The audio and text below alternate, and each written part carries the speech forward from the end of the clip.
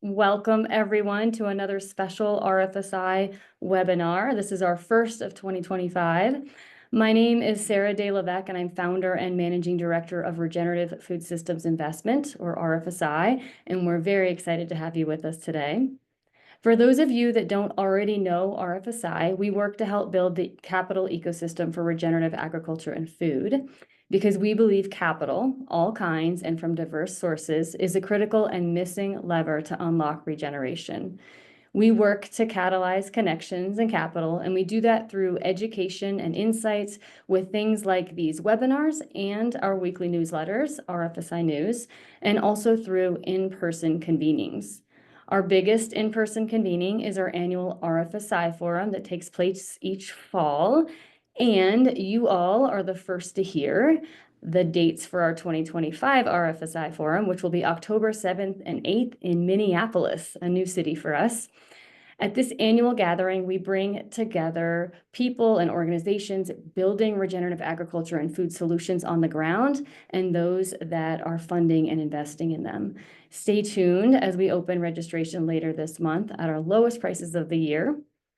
In addition to our forum, we also organize a convening for our European community, which takes place in February. We look forward to sharing more on that later this year. And later this month, we will host our second Women Transforming Food and Finance event in Atlanta on April 29th and 30th. This is a truly unique gathering of 100+ leaders working to create healthier, more resilient, and more equitable farming, food, and finance systems. All are welcome, and you won't want to miss it.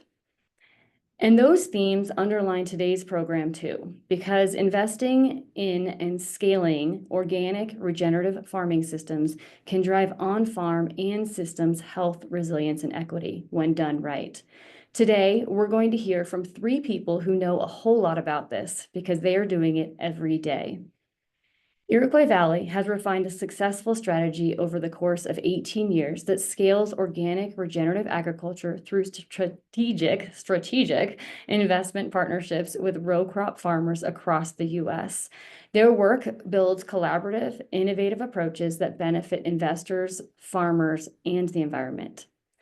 Today, you will hear from Iroquois Valley CEO Chris Zuhlsdorf, who has deep investment management experience and a personal background in the support of the strategic vision of Iroquois Valley. You'll also hear from Iroquois Valley VP of Marketing and Communications, Nora Chovanec, an award-winning creative director and marketing specialist who has also been very instrumental in telling the story of how investments in farmers' work can drive systemic impact. And finally, you will hear from first-generation farmer Adam Roberts, who grows a rotation of organic corn, soy, and wheat in Livingston County, Illinois. Adam is also an agronomist at North Fork Seed, a cash and cover crop seed business.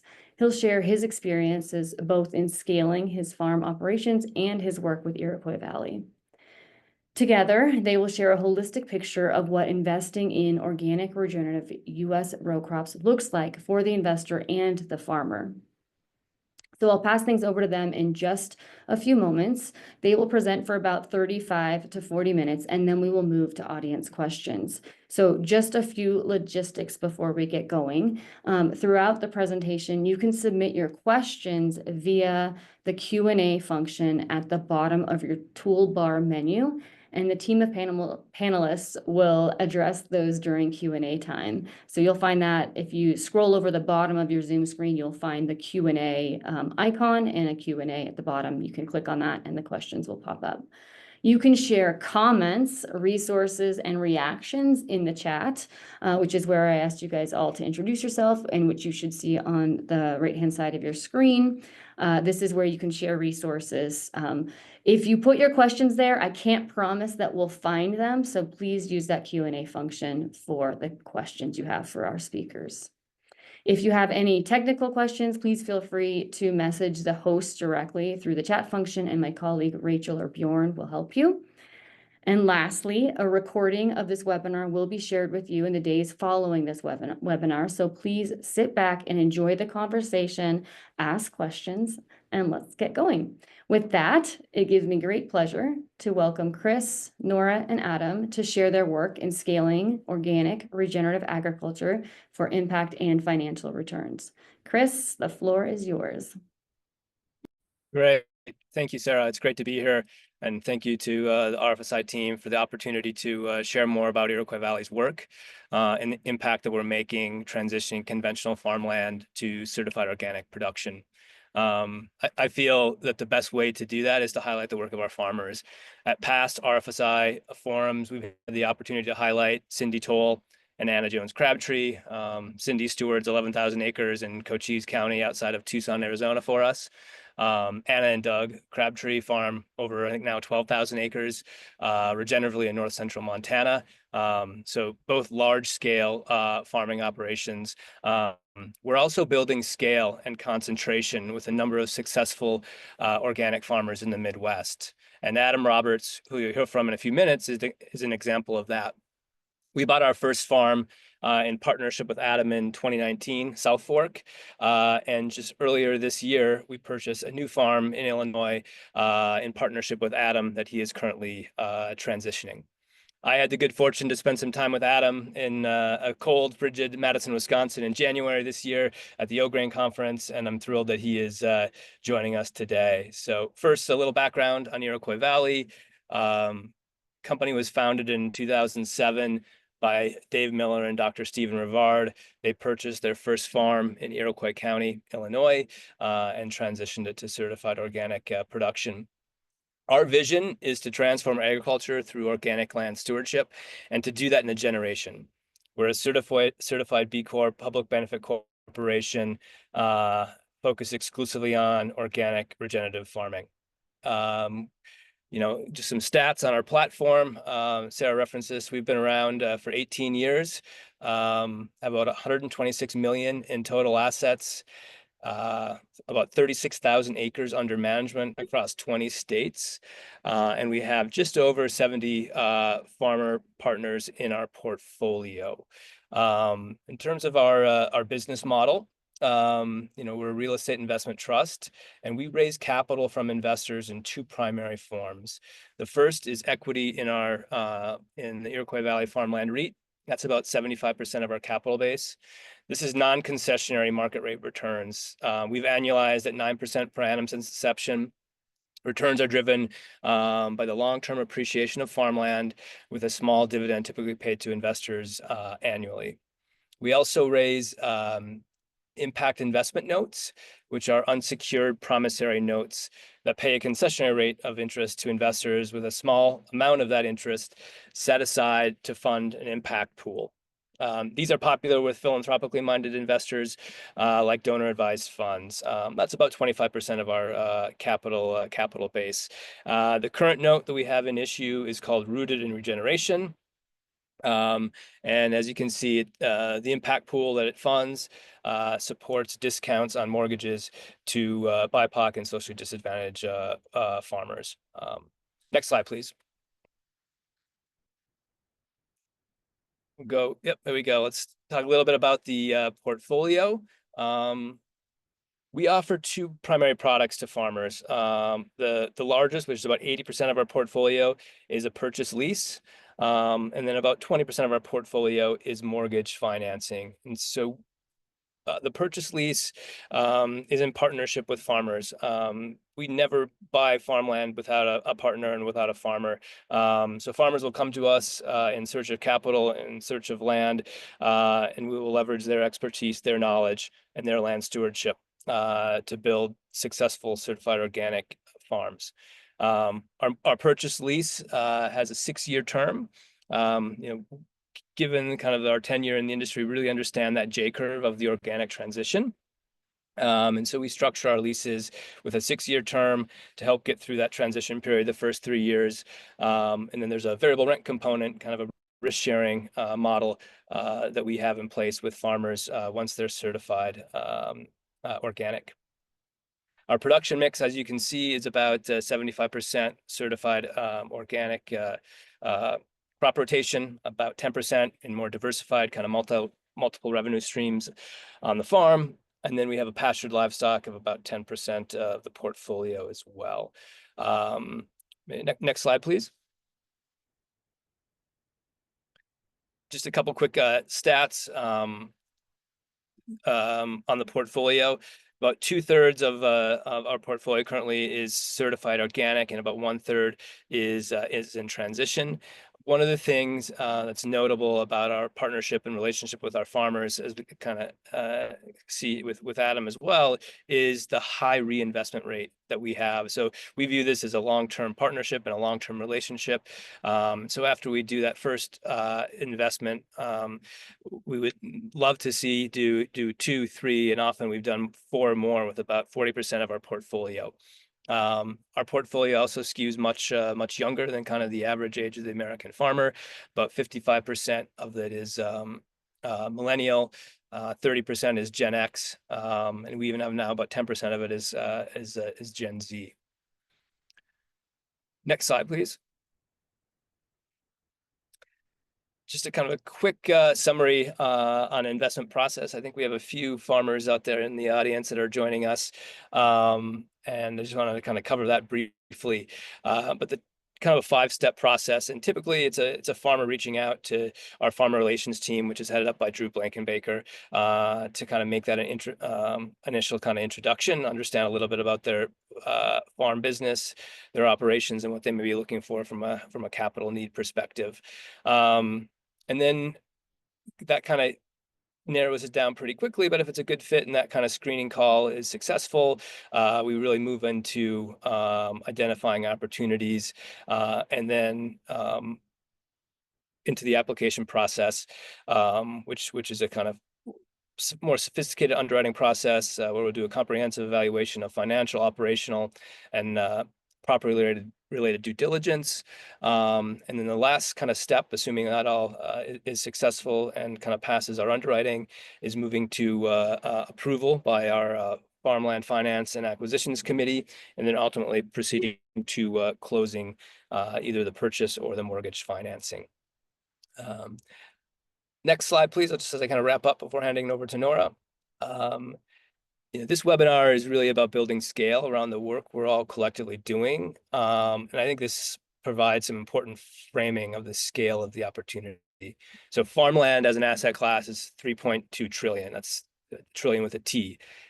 Almost all of that land is farmed conventionally. I think 80% of all chemicals used in farming go on something like 5 crops: corn, soybeans, wheat, cotton, and potatoes. And most of that is in the Midwest and the Great Plains. And therein lies a big part of the opportunity for Iroquois Valley, and the work and impact that we're trying to achieve. American Farmland Trust estimates that 40% of farmland will change hands in the next 15 years. And we all know that less than 2% of that is certified organic. So that's the opportunity. It's vast. And we're on a mission to make sure that transition happens with farmers like Adam Roberts, Corey Johnson, Anna and Doug, and Cindy that I highlighted earlier. So with that, I'm going to hand it over to Nora. Thanks, Chris. Hi, everyone. My name is Nora Shavanik, and I'm really excited to be speaking with you all today about our impact pillars at Iroquois Valley. When Chris says opportunity, we're really talking about our impact pillars, and I'm going to get into that a little bit deeper. So, as Chris mentioned, we at Iroquois Valley are committed to having all of our farmers receive organic certification. We really see it as our baseline. And while it's a widely recognized label that I think probably most of you are familiar with, I always think it's important to do a really quick overview of what it means to make sure that everyone in the room is familiar with what we're talking about. So when we say certified organic agriculture, it's an agricultural product that is labeled with the USDA certified seal, and it is something that is produced without synthetic pesticides, genetic engineering, also known as GMOs, herbicides. If you're raising animals, there's no growth hormones or antibiotics, and there's no synthetic fertilizers placed on the land.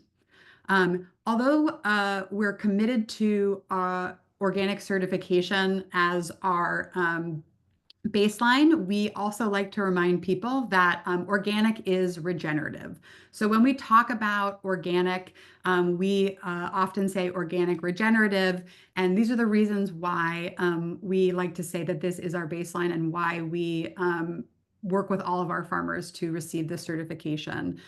As I mentioned, it's a USDA certification. It's been around for 30 years, and it requires an annual reassessment. There is a legal standard that you can trust with the label. Unfortunately, greenwashing can occur with other terminology such as natural or sustainable. A lot of our farmers not only have organic certification, they go above and beyond with additional types of certifications such as Audubon certified beef or regenerative organic. But we know that no matter what, if you're entering our portfolio, you're becoming a part of the process to either transition land or keep it as organic. We also see that across the board, there is a proven impact when it comes to certified organic agriculture. There have been many studies around the positive impact that it has on carbon sequestration, water, soil, the economics of farming, human health, and biodiversity. And so we really believe that by backing organic farms, we're helping to create a system that's good for the land, it's profitable for our farmers, and it's trusted by consumers as well. And we know that the organic label is one that consumers recognize and are willing to pay a premium for above all other consumer-facing labels. We really believe that our work here is to support farmers in running viable businesses where they can earn a solid livelihood. Conventional farmers oftentimes lose money. They must rely on government subsidies and very rarely can survive without off-farm work, meaning a job in addition to running the farm, whereas organic farmers get paid a premium for their crops over a 10-year period. On average, organic farmers receive $479 an acre for organic relative to $249 an acre for conventional. And we also really see that consumer demand is growing year over year, with organic labels being a very strong indicator of what consumers are willing and interested to pay for. So I've talked a little bit about generally about our impact and approach to organic, but we at Iroquois Valley have identified 6 impact pillars that were developed by our Farm Impact and Sustainability Committee, which is part of our board of directors. And this committee determined these pillars of impact where we believe that Iroquois Valley, in partnership with our farmers, can really drive positive change as we work to effectively transition thousands upon thousands of acres of formerly conventional farmland to organic stewardship. I'm not going to have the time today to go in depth on all of our impact pillars, but we wanted to just share a few highlights. And I also just want to reiterate that these pillars are all interconnected, right? So healthy soil leads to increased biodiversity, carbon sequestration, and clean water. This is really the foundation for environmental and human health. So just getting a little bit deeper onto some of these pillars. So we know that there are too many chemicals in our environment, in our food system, but organic farming does not allow for any synthetic chemicals. So as you see on this slide, and as Chris mentioned earlier, the most heavily sprayed crops are row crops, corn, soy. 80% of all pesticides are sprayed on those crops, along with potatoes, cotton, and wheat. And out of the 2 million farms in the United States, only 98% are, 98% are conventional, only 2% are organic. So we see incredible opportunity here in removing so many chemicals from our food system when we partner with row crop farmers to help transition their land to organic.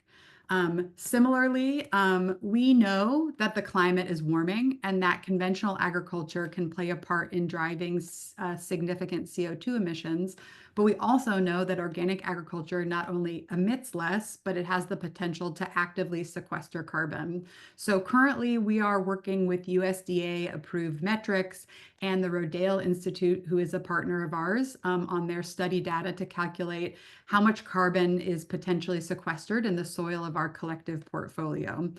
So in thinking about how organic has potential to sequester more carbon, some stats you can see on here, that there's conversion to organic improves soil quality, and it sequesters 24% more carbon, 45% less energy is used, 40% fewer emissions. And there are further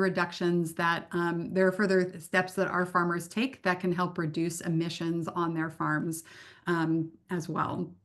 But we also know that it's not just carbon. We really need to invest in soil health. Soil erosion and compaction lead to less nutrient-dense farms, and they create pollution in our waterways. Organic farming practices such as cover crops and reduced tillage help increase soil health, organic matter, and crop yields. And we know that healthy soil is vital in terms of nurturing our plants, preventing erosion, holding water, fighting diseases and pests, and many more benefits as well. So our team has been developing informational decks on each of these 6 pillars. We use open source research to kind of outline the problem in our current system, how organic agriculture can be the solution, and also look at how Iroquois Valley is playing into that part of the solution as well. I wanted to very quickly showcase some of the work that we've done on one of these decks, specifically talking about pesticides and herbicides. And if you're interested in receiving this deck or other impact decks, definitely reach out to our team because we're excited to share this work with you all.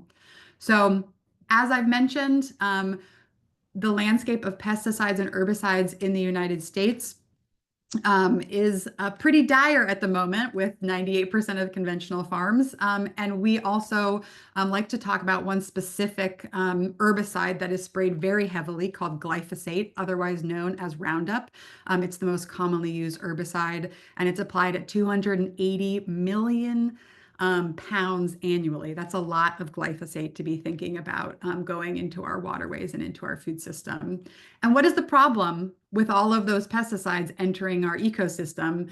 We know that it's very harmful for farmers, farm workers, and their communities to be exposed to those pesticides. We know that they're very prevalent in the environment. They're found in 80% of waterways. They're connected to bee declines. And specifically thinking about glyphosate, it has been linked in numerous studies to cancer as a probable carcinogen, and that the company that produces it, Bayer, has spent $10 billion on lawsuits on glyphosate alone. We also know that the US sprays a lot of pesticides that other countries around the world don't spray. You might think, okay, yes, we have different regulations than the EU, but if you look at the list of pesticides on this slide, you'll see that Brazil and China have also banned many, many pesticides that we continue to spray across our ecosystem and expose ourselves to. So this is just a quick picture of why we believe that organic agriculture really is the solution, because organic farming does not use any synthetic chemicals. And there have been studies done by the American Medical Association that there's a dramatic reduction in the risk of cancer correlated with eating organic and pesticide-free food. And when we think about how Iroquois Valley and our partnership with farmers can be a part of this solution, we're proud to say that since 2014, Iroquois Valley farmers have eliminated 8.2 million pounds of synthetic chemicals from the food system. I hope that sinks in with you, because I think that is an incredible statistic. Our wheat farmers, our corn farmers, our soybean farmers, by transitioning their land from conventional to organic, are pulling very large amounts of pesticides from our food system and from our environment. And like I said, this is just kind of a small snapshot of some of the impact work that we're doing. Thinking about some of our other pillars, we wanted to share the amount of soil that is avoided in eroding annually with our farmers. And we've been able to either convert or preserve 35,000 acres of organic farmland, and we're growing every month thanks to partnerships with farmers like Adam, who are really the ones who are doing the hard work of stewarding the land and producing these crops. So with that, I'm going to pass the mic over to Adam for him to be able to share some of his perspective and experience. Yeah, hi everyone, and thanks for attending, and special thanks to Iroquois Valley for supporting my farming career to date, and especially all the investors that support Iroquois Valley. Without you guys, I would, I wouldn't be a full-time farmer. I'd probably be a hobby farmer at this point. So I appreciate everyone's investment and belief in young organic farmers like myself. Um, I guess a background on me, touching on the first generation side of things. I my mother was part of a farming family, and so traditional lineage of farming doesn't really pass down through the mother's side. Um, and around when I was about 15 years old, I started farming with her brother as a farmhand, and at that point he was already farming organic, probably one of the originals. Really started going hard in organic around 2003. I think the NOP, which is the regulatory body for organic, probably didn't get started until late 90s, maybe 2000. So he was kind of on the cutting edge of regulated organic farming as far as the marketing goes. Um, Learned from him from 2005 to 2000, all the way through high school. Went off to college, got a 4-year degree, and then started working for ADM, which is actually the antithesis of organic farming. For anybody that doesn't know, large conventional grain handler, product ingredient maker, Fortune 50 company probably. Started working for them, wasn't a good fit, didn't like it. Year and a half into it, uh, yearned for home, yearned for the farm, came back, helping Ben out. And, really there was really no path for me to actually become a farmer. But I knew I wanted to do it. Had started working with Iroquois Valley. They'd bought some land in the area um, a few years prior for a family member. Started working with them. They knew I was ambitious and, had the training, been working with Ben for 10 years at this point. Um, and was excited to work with them on getting the first farm bought. We'd attended a couple of auctions that ended up not panning out, which was extremely heartbreaking. But ended up getting was able to end up renting a piece from a landowner that had some organic acreage about 30 miles away from where I live. But at this point, beggars can't be choosers model. I jumped on it and was able to get my name. I was able to become a farmer. And I guess I should have prefaced all this with the hardest part about um, becoming a farmer is I guess that it just if it's hard to knock on someone's door and say I would like to manage your multi-million-dollar asset, and I think I can do it better than everyone else, and I'm not even a farmer. So it's that psychological barrier of, oh, you're just a farm hand, to, hey, I'm a farmer, I actually farm acres. Um, and so anyway, the uh, this landowner gave me an opportunity to start farming, and then shortly after, Iroquois Valley and me were able to put together. Actually, the picture we're looking at right now is the South Fork piece. We were able to put together, buying this piece just a mile away from where my house is now. So it's really a surreal piece. My family farmed this piece for forever. My oldest uncle at the time had taken that over from his dad. This was actually a homesteaded piece from one of the founding families of our area. Um, anyway, he had farmed it for decades, and then the landowners decided to sell, and Iroquois Valley was there to get it bought. And so really a very lucky and surreal endeavor that we were able to get that. My mother, there's a little swimming hole in the creek there. My mother learned to swim there when she was a kid.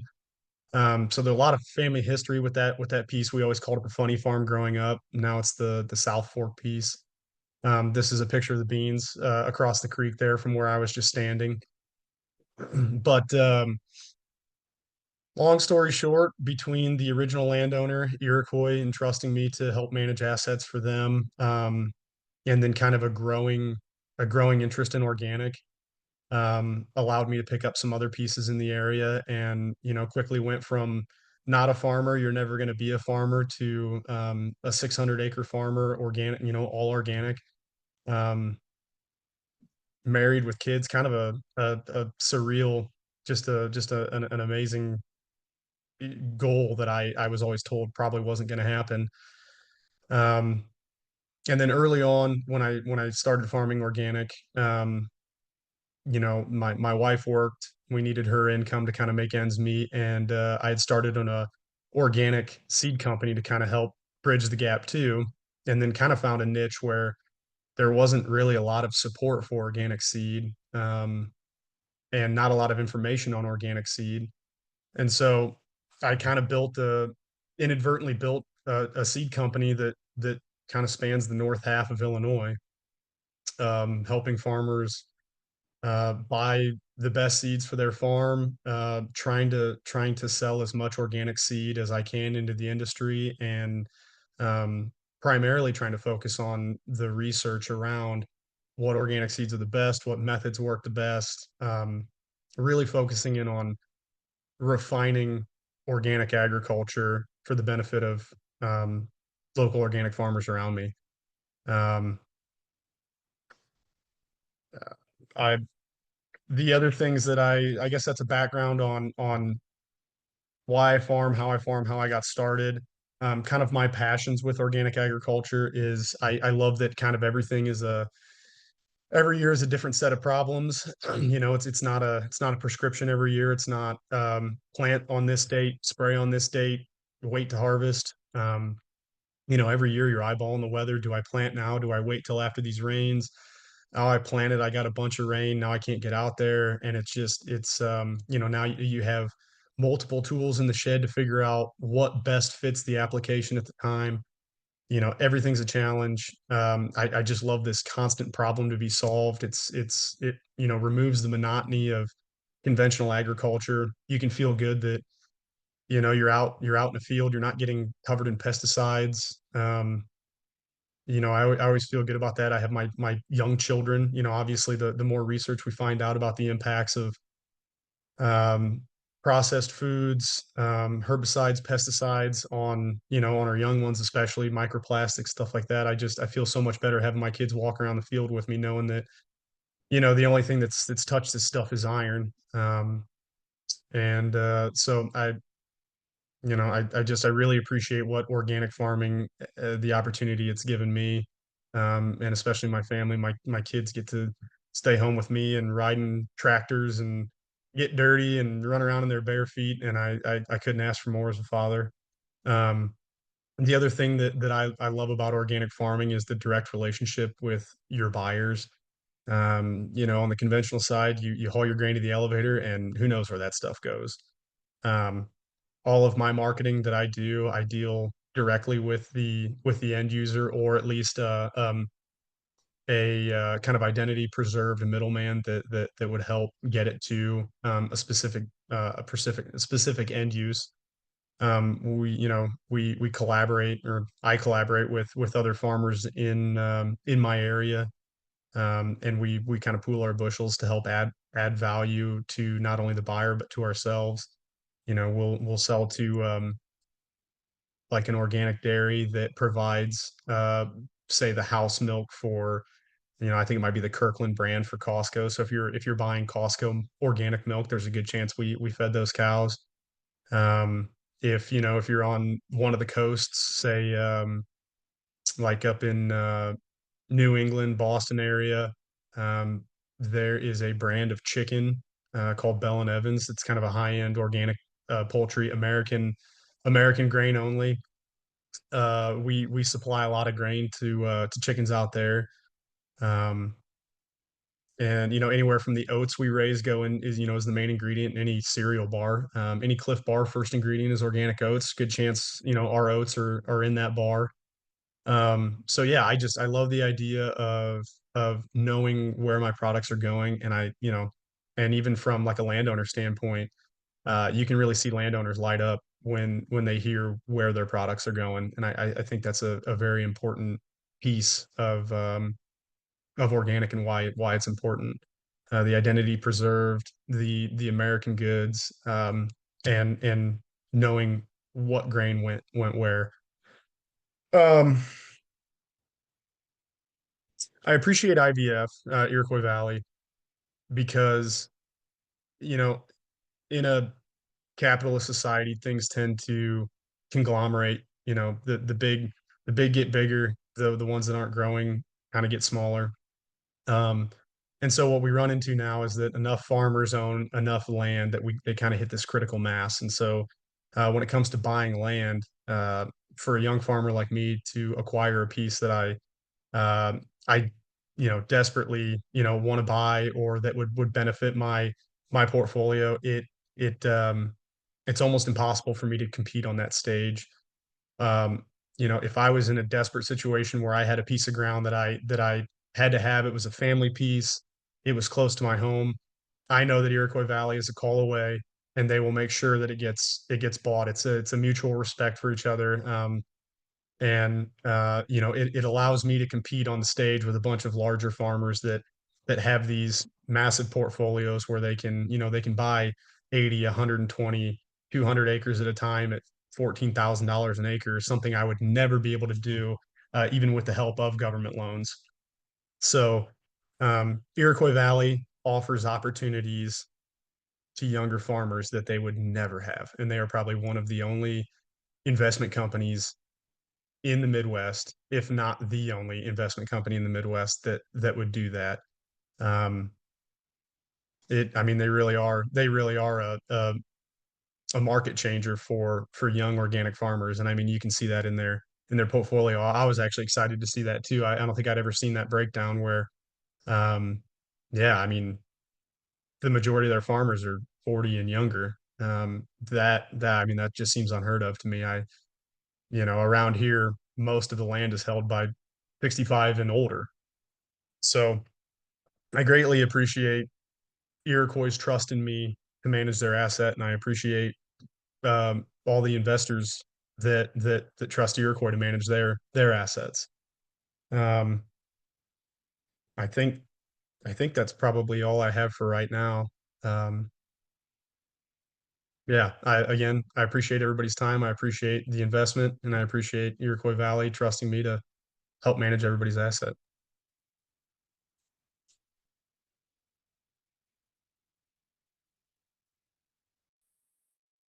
Adam, thank you for sharing that kind of background and your story and all the work that you do to steward the land on behalf of all of our investors and stakeholders.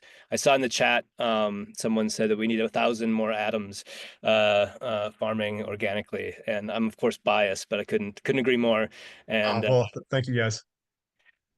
we're fortunate that we have 950 investors in our notes and in our REIT. So it's really that patient capital that can allows us to support farmers like Adam. And I got maybe a few more minutes here and kind of in closing to talk about regenerative returns and kind of just reflecting on what that means to me, to Iroquois Valley, and I think to our broader stakeholder base.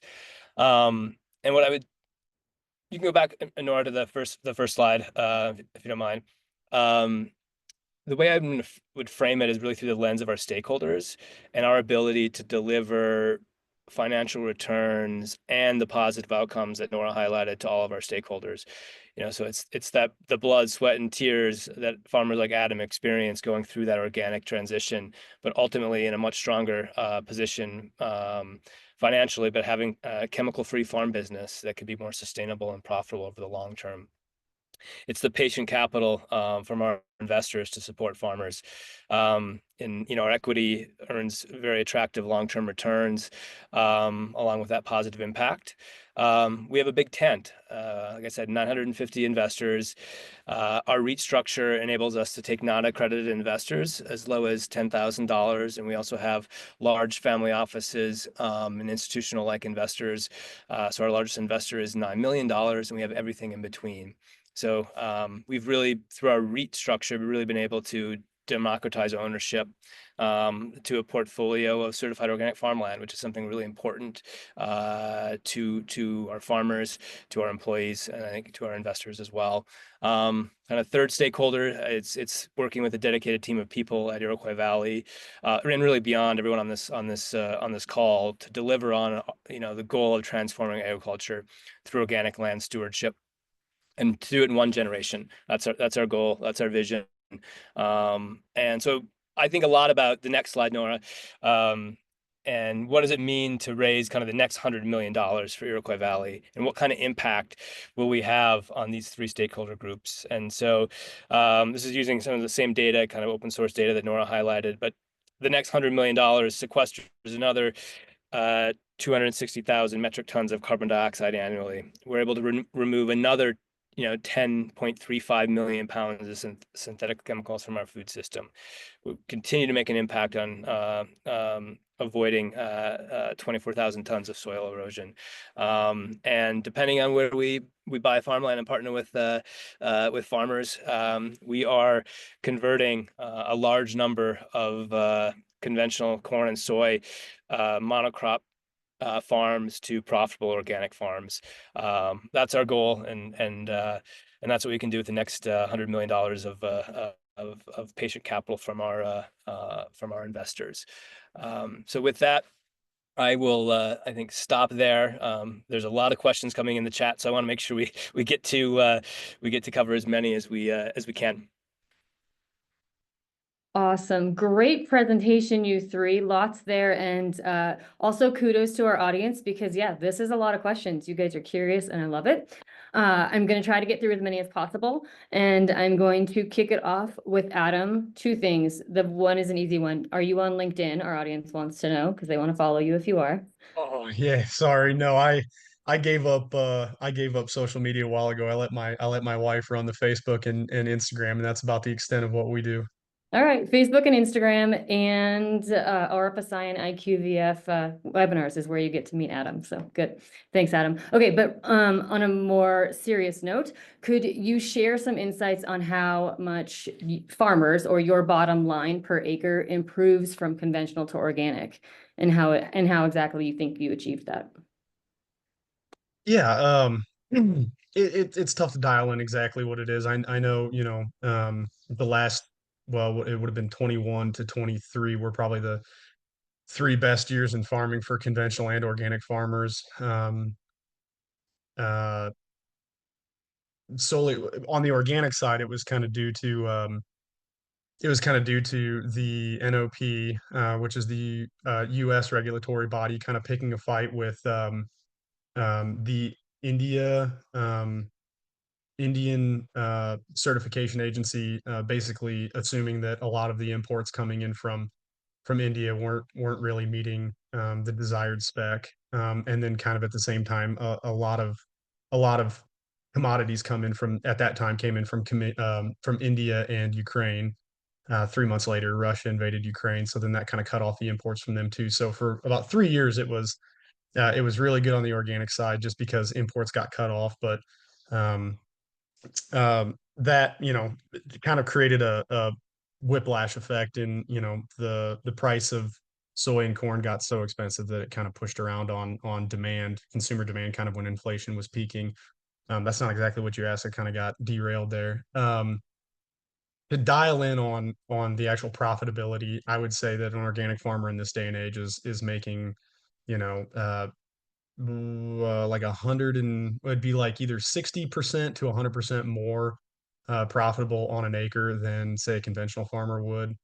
Um, Margins have gotten tighter than they have been in the past, but that's just solely due to the organic farmer getting better at what he's doing. So we just, we're oversupplying. I mean, not necessarily oversupplying, but we're supplying the market when back in the day we were kind of undersupplying the market and people were really having to pay up to buy the commodity. Now we've kind of shrunk those margins. It's an unfortunate reality that organic farmers, just like any other industry in the United States, have to get better to make it. It forces higher quality and a lower price for the consumer, and that's the ultimate end game of it.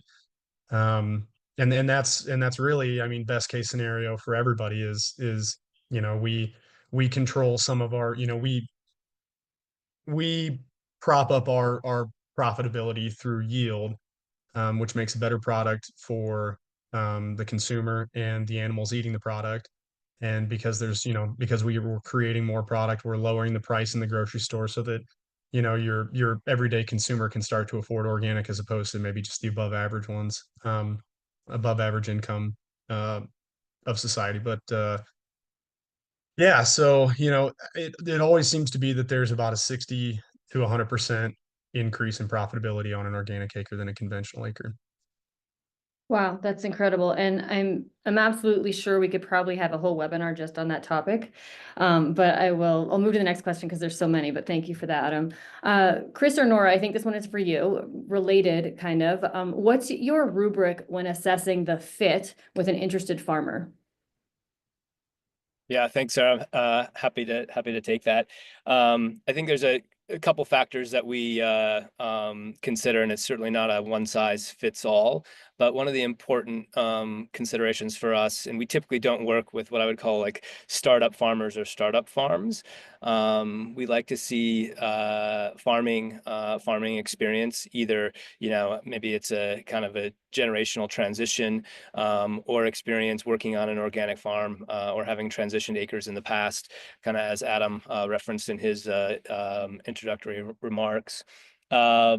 You know, that experience of having gone through the organic transition before is important. They know a lot of the challenges, they know what it takes, and they know kind of the lack of profitability that they're going to experience in that first 3 years, and know the tools are going to need to offset that either through more larger acreage and operating line of credit, and other kind of financial resources. We like to see them having active end markets for the crops they grow, and we like to make sure they have a good network of support.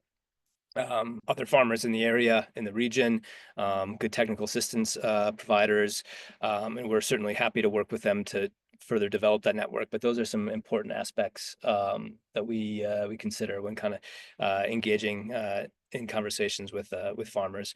You know, this webinar is really about scaling, you know, organic and regenerative production in the kind of in the Midwest, and so we want to work with the farmers like Adam and others that we can do an 80 acre or a 160 with them 3 to 5 years later, do several hundred more acres, and begin to kind of really grow and scale from there.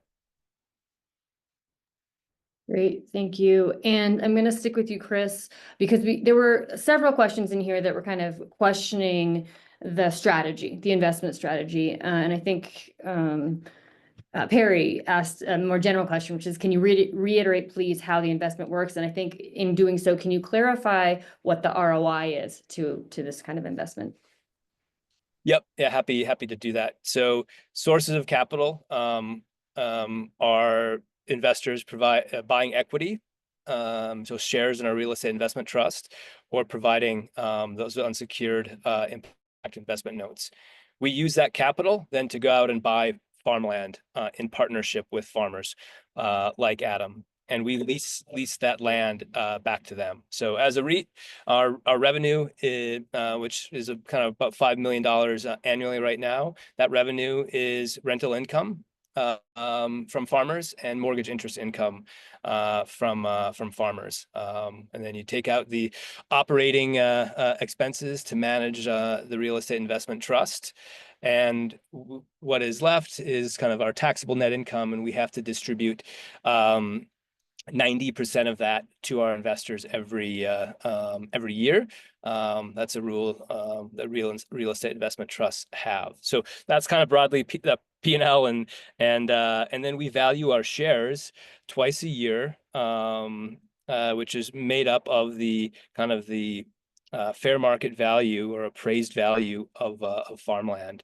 And since inception, the value of our shares have appreciated about 9% per annum. Thank you. Yeah, there was a note on this not being as high of a ROI as other investments, and I think people are quite shocked sometimes when they hear what the ROI actually is. So great. Okay, thank you. Nora, I think this one is for you. What are the main reasons that Iroquois Valley is focused on states where you have presence? So phrased differently, how do you explain the absence of investment in some of the other large agricultural states? Yeah, that's a great question. I'm happy to answer that. So we are, as you all may have seen on Chris's portfolio slide, we're in about 20 states across the country, but we are very heavily invested in the Midwest. This is an area that we are invested in for a number of different reasons. But probably, the biggest one that we're talking about today is in regards to scaling organic and regenerative row crops. We see that if you are able to take 5 acres of an organic vegetable farm versus 500 acres of an organic row crop farm, and you remove all of those pesticides from the environment, you're going to be able to remove many, many more pesticides on 500 acres than you are from 5. Not that we don't believe in the 5-acre farmers, and we have some of them in our portfolio as well. But when we're trying to think about really scaling impact, we see it as an incredible partnership with opportunity with our farmers in the Midwest to be able to make larger gains with these larger acre row crop portfolio farmers. As Adam also mentioned,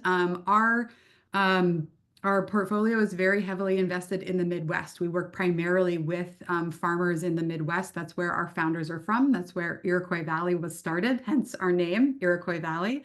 And when our founders created this company almost 20 years ago, they came to it from the standpoint of really wanting to support farmers in the area where they were from and have a positive impact. And they found that nobody was doing it in the way that they thought could have the best impact.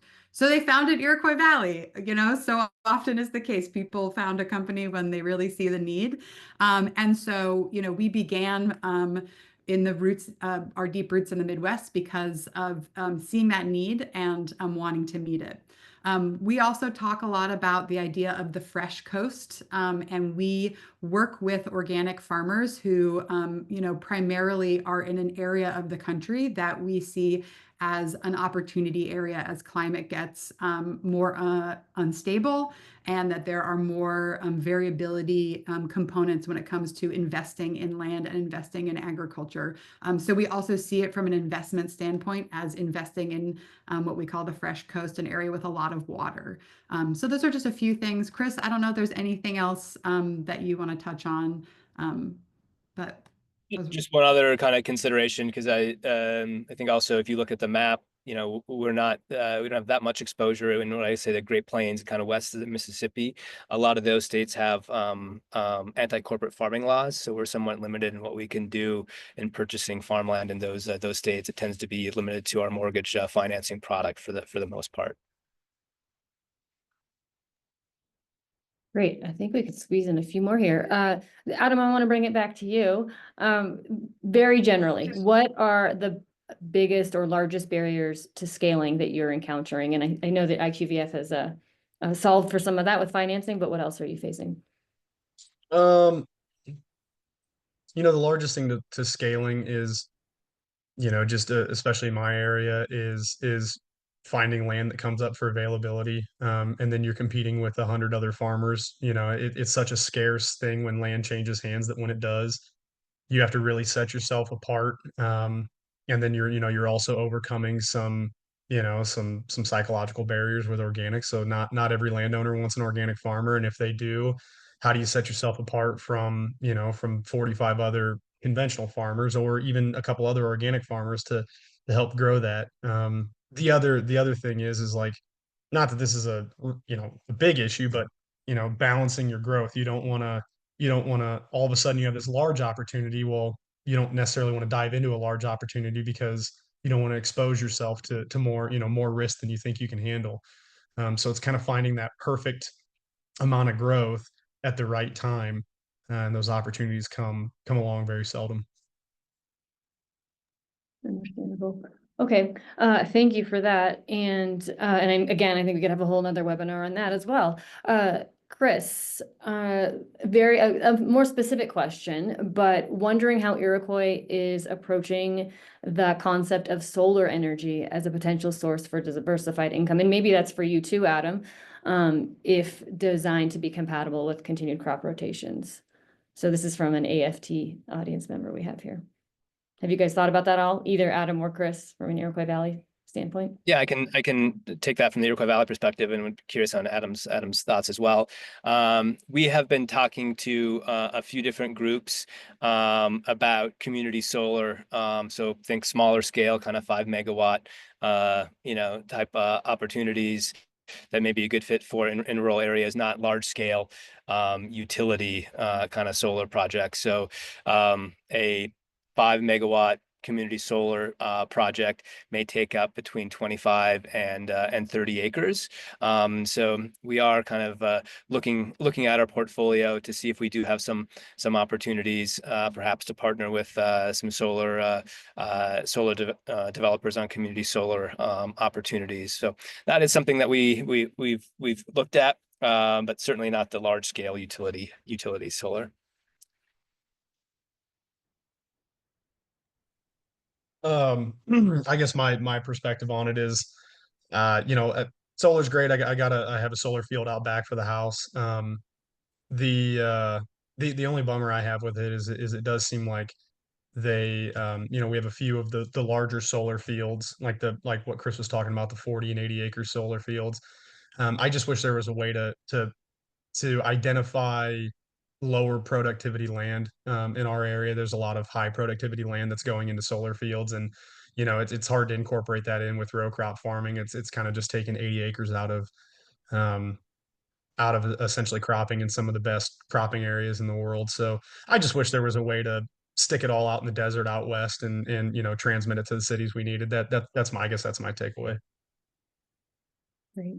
Thank you, guys. Okay, a couple quick ones. I know we have some Canadian friends in the audience here who are wondering if you guys are working in Canada yet. Chris, I don't think you guys are there yet. Not yet. Nope. Okay, maybe. Okay, and then and really quickly, the question was on what kinds of investors are you targeting? I'd be curious to hear just briefly about that. Yeah, that's a great question. And it's really looking at 3 types of investors. Our core investor base historically has been the individual investors, both non-accredited and high net worth, and to continue to kind of deepen and broaden our relationships with those individual investors. We have fantastic relationships with a number of registered investment advisors and kind of wealth management platforms across the U.S. And we just brought on Matt Blackburn to join Donna and Nicole's team to really focus on outreach to that channel.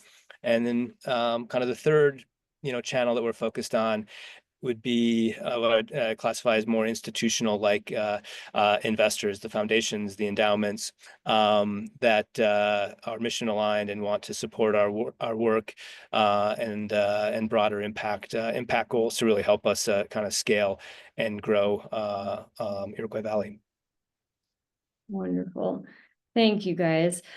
We are at the top of the hour, so we are all out of time. So we need to wrap this up, but I want to sincerely thank you, Adam, Nora, and Chris, for the impactful and exciting work that you guys are doing, but also for taking the time to share it with us here today.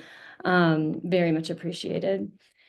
Please don't forget to check out Iroquois Valley on their website. You can see the link in the chat, and you'll also be receiving some emails as follow-up so you can get access to some of these materials. We have recorded today's webinar, and you will get access to the recording and the slides very soon. So thank you all for taking the time to join us today. We appreciate your attention and interest in this topic, and thank you for allowing RFSI and Iroquois Valley to be part of your learning journey. We also hope to see you again in person in just a few weeks at our Women Transforming Food and Finance event in Atlanta, or maybe see all of us at the forum in October. You won't want to miss this.